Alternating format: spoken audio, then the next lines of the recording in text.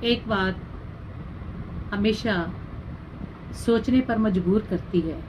मैं मुआशरे के इस बहुत ही कड़वे और जहरीले पहलू पर अक्सर गौर व खौज करती हूँ कि एक शबाब और कबाब और रंगीन मिजाजी का शिकार आदमी जो अपने घर में अपनी बावफा औरत को छोड़कर किसी ऐसी 2 नंबर रवैये और 2 नंबरी की आदी औरत के पास जाते हैं, वो ये कैसे सोच लेते हैं कि जो औरत मेरे जैसी, जैसा मैं आवारा हूँ, मेरे जैसी है, वो अपने मर्द को, अपने बच्चों को छोड़कर अपने रिश्तों को पामाल करके क्या मेरे साथ वफा करेगी। दोनों फ्रीक जब अपने अपने जीवन साथी से, अपने बच्चों से, अपनी ज़िंदगी से, खुद अपने आप से बेवफाई कर रहे हैं, और वो कैसे तवक्को करते हैं कि वो एक दूसरे के साथ मुखलिस रहेंगे। ऐसा करने वालों को, चाहे वो मर्द हो या औरत, सिर्फ वक्ती लज्जत और वक्ती तस्कीन तो हासिल हो जाती है, लेकिन ज़मीर कभी मुतमय्यन नहीं होता। ये देखें कि जब एक शख्स किसी दूसरे को भरोसे को तोड़कर अपने जैसी औरत या मर्द के साथ इन्वॉल्व होता है, तो सिर्फ और सिर्फ वो एक छुपा हुआ रिश्ता रखता है। वो छुपी हुई गंदी लज्जत और गंदी तस्कीन का लुत्फ वो उठाता या उठाती है, लेकिन वो ये नहीं सोचते कि एक दिन ये सब कुछ ख़त्म हो जाएगा। एक धोखेबाज या मर्द या औरत आपके साथ कितनी देर रहेगा? आपको अपने असल रिश्तों की तरफ जब आप लौटेंगे क्या मिलेगा? क्या आपका वही भरोसा, आपका वही भरम, आपके उन रिश्तों को जिनको आप पामाल करके आए हैं, जिनको आप पीछे छोड़ के आए हैं, बाद में आपको कबूल करेंगे? और ऐसी औरतें ये क्यों नहीं सोचती कि जिसको आप छोड़ के आई थी, क्या वो मर्द ऐसा नहीं था? क्या इस मर्द को कुछ कोई अजाफी जो है सुरखाब के पर लगे हुए हैं? अब मैं वो गंदी ज़ुबान और गंदा लहजा और गंदी गुफ्तगू नहीं करना चाहती कि जिसकी खातर आप अट्रैक्ट हो रही हैं। क्या वो सफ़ात आपके आदमी में नहीं थी? क्या वो मर्द कहलाने के लायक नहीं था?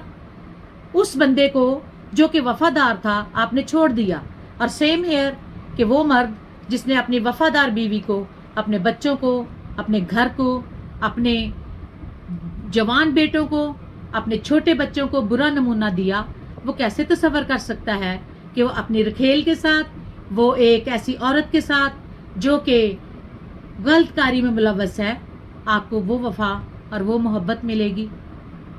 आप जो दुनिया से छुपा के कर रहे हो, क्या आपको आपका ज़मीर मुलामत नहीं करता? एक ना एक दिन अब जो आप खुद अपने दुश्मन हो, आपकी बीवी आपको उन तमाम बुरी रवशों से रोकना चाहती है। आप अपनी दुश्मनी कर रहे हैं, तो आपका साथी आपको रोकता है, आपको रोकने की कोशिश करता है, मगर वो आपको सबसे बुरा लगता है। ऐसा करने वाले 2 नंबरी का शिकार लोग अपने जो मुखलिस जीवन साथी हैं, औरत है या मर्द है, उसके पक्के दुश्मन बन जाते हैं, उसको नुकसान पहुंचाने की कोशिश करते हैं। जाकर झूठ ही कहते हैं, मुझे तो मेरी बीवी पूछती नहीं, मेरा तो शौहर मेरी ज़रूरियात पूरी नहीं करता, और ख़ुद ये मिलकर एक दूसरे की जो ज़रूरियात पूरी करते हैं। अल्लाह तौबा, खुदा माफ़ फरमाए।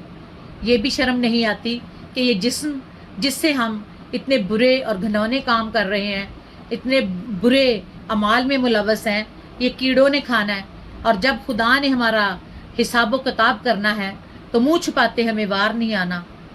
शर्म आनी चाहिए। मैं समझती हूँ कि ऐसे मर्द नहीं हैं, वो हवस के पुजारी हैं, और हरीस क्या है, ये खाली जगह आप खुद पूरी कीजिए कि अगर एक जानवर को हम वफादार कहते हैं, तो किसी जानवर को हम हरीस भी कहते हैं। अगर औरत वफा की देवी है, तो औरत जो है वो कोठों पर नाचती भी है, वो तवाइफ भी है, उसको बनाने वाले भी मर्द और वो बनने वाली भी मर्दों के हाथों। तो किसको अकल करनी चाहिए? उन दोनों को ही जो कि लाइन से खिसके हुए हैं। कुछ ख्याल कीजिए और अपने उन रिश्तों को पामाली से बचाइए जिनको आपने ज़िंदगी में नाको चने चबवाए हैं। आपको अपनी इन हरकतों से खुदा बाज रहने की तौफीक अता करे।